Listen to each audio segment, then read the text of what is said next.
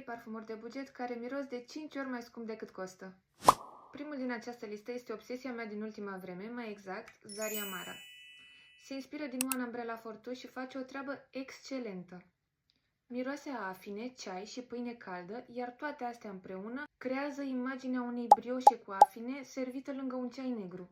Și la capitolul performanțe stă foarte, foarte bine.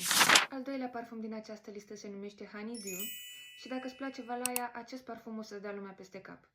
Se deschide citric aldehidic, iar când se usucă, pentru mine miroase predominant a floare de portocal și multă piersică fresh pe o bază muscat pudrată.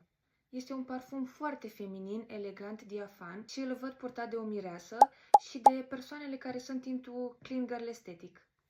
Ultimul parfum se numește Iris, un adevărat hidden gem, chiar nu înțeleg de ce nu se vorbește mai mult despre el. Este varianta mai dulce și mai puțin aldehidică a lui Tandonage. Miroase predominant a iris și a ceva zahăr pudră și per ansamblu pe mine mă duce cu gândul la o pudră de bebeluș și nu neapărat la pudră de make-up. Este extrem, extrem de sofisticat și de feminin, iar când îl porți te face să te simți de parcă plutești pe niște norișori pufoși. Dacă ți-a plăcut acest clip, nu uita să-mi lași un like și un follow și scrie-mi în comentarii tu ce astfel de parfumuri ai găsit.